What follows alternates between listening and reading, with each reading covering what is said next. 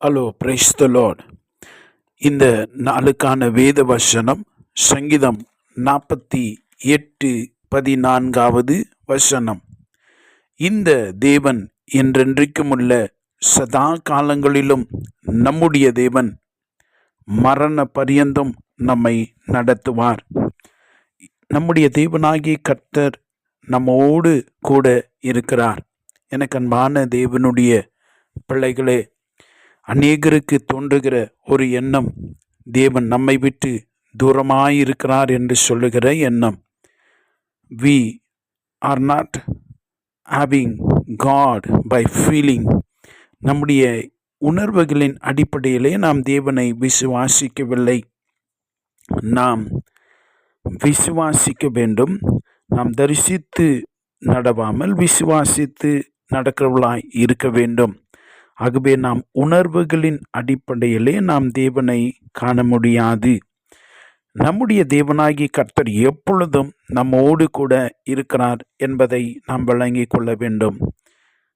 நம்மை மேன்மைப்படுத்தும்படி, நம்மை உயர்த்தி ஆசீர்வதிக்கும்படி, நம்ம மேலே ரொம்ப பாசமாக இருக்கிறாரு. நம்ம கூடவே இருக்கிறாரு. உங்களை வழி நடத்தும்படி, உனக்கு உபதேசித்து நீ போக வேண்டிய வழியை உனக்கு காட்டும்படி தேவனாகி கர்த்தர் நம்மோடு கூட இருக்கிறார், உங்களோடு கூட இருக்கிறார். யோவான் 17ஆம் அதிகாரத்திலே 10வது வசனத்தில் நாம் படிக்கிற பொழுது, என்னுடையவைகள் யாவும் உம்முடையவைகள், உம்முடையவைகள் என்னுடையவைகள், அவர்களில் நான் மகிமைப்பட்டிருக்கிறேன் என்று சொல்லி அங்கே பிதாவானவரிடத்திலே அங்கே சொல்லுகிறதை நாம் காண முடிகிறது.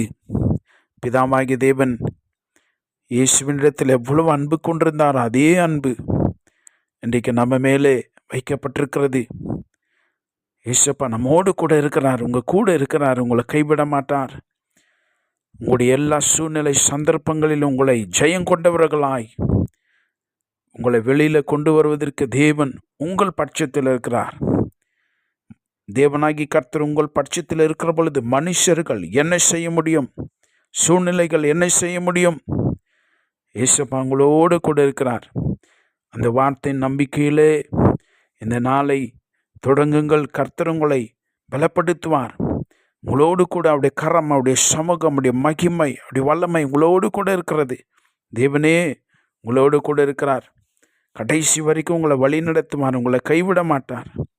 நீங்கள் ஜெயங்கொண்டவர்களாய் வாழ்வீர்கள். நாம் கண்களை மூடி நாம் செபிக்கலாம். பரிசுத்தமான பிதாவே, நீர் எங்களோடு இருக்கிறீர், அதற்காய் ஸ்தோத்திரம் ராஜா. இந்த நாளிலும் உம்முடைய பிள்ளைகள் மீது ஆண்டவரே இந்த வார்த்தைகளை நாங்கள் வைத்து நாங்கள் செபிக்கிறோம். நீர் வாக்குத்தத்தம் பண்ணின தேவன், நீர் எங்களோடு கூட இருக்கிறீர், அதற்காய் ஸ்தோத்திரம். இந்த நாளிலும் உம்முடைய பிள்ளைகள் ஒவ்வொரு நிலைமையிலும், சூழ்நிலைமையிலும், இவருடைய காரியங்களிலும், இவருடைய வேண்டுதல்களிலும் தேவனாகிய கர்த்தர் இவர்களோடு இருக்கிறதை இவர்கள் காண நீர் உதவி செய்வீராக. இவர்கள் மேலே வைத்திருக்கிற அந்த நேசத்தை இவர்கள் உணர்ந்து கொள்ளும்படி செய்வீராக. தகப்பனே, உடைய பிள்ளைகளுடைய தேவைகள், சூழ்நிலைகளை பார்க்கிறீர். ஜெபத்தை கேட்கிற தேவனாகிய கர்த்தர் நீர் இவர்களுக்கு தயவு செய்வீராக. வல்லமையுள்ள கரத்தில் ஒவ்வொருவரை தாழ்த்துகிறோம், ஒப்பு கொடுக்கிறோம். இயேசு கிறிஸ்துவின் வல்லமையுள்ள நாமத்தில் ஜெபிக்கிறோம் பிதாவே. ஆமென். God bless you.